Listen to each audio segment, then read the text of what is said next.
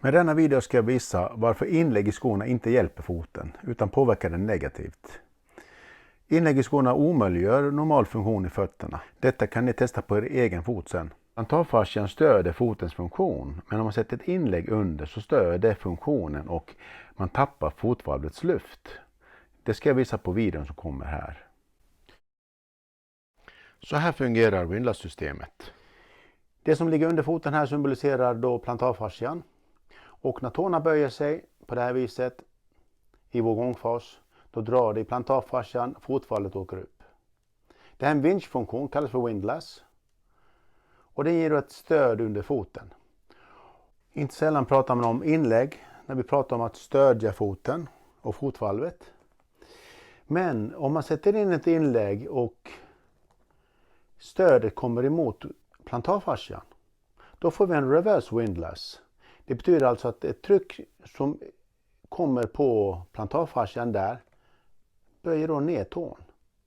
Vilket gör att vi får ännu svårare att gå över vår fot på ett normalt sätt.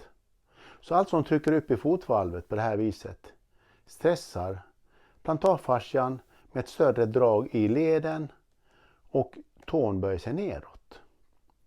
Då omöjliggör det en normal gång över foten, utan då måste vi kompensera för att komma runt den här tån som inte vill böja sig. Och det gäller alla småtårna också, det är samma sak här. De böjer sig också neråt. Så om vi tittar på plantarfascian en gång till här på en riktig fot. Så ser vi här när vi böjer upp stortån. Då åker första metatarsalhuvudet, grundleden till stortån, ner här. Som vi ger ett stöd på undersidan.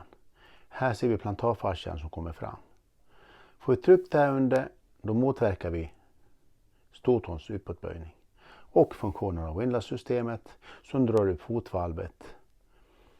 Och man får då en svagare fot. Här har vi en patient som vi har behandlat och så testar vi sulan som hon har använt i många år. Vi sätter sulan under foten, sätter en skiva under som simulerar skobotten och så trycker vi uppåt lite grann för att få ett tryck under framfoten, som när vi gick över foten. Och där böjer sig inte tån alls.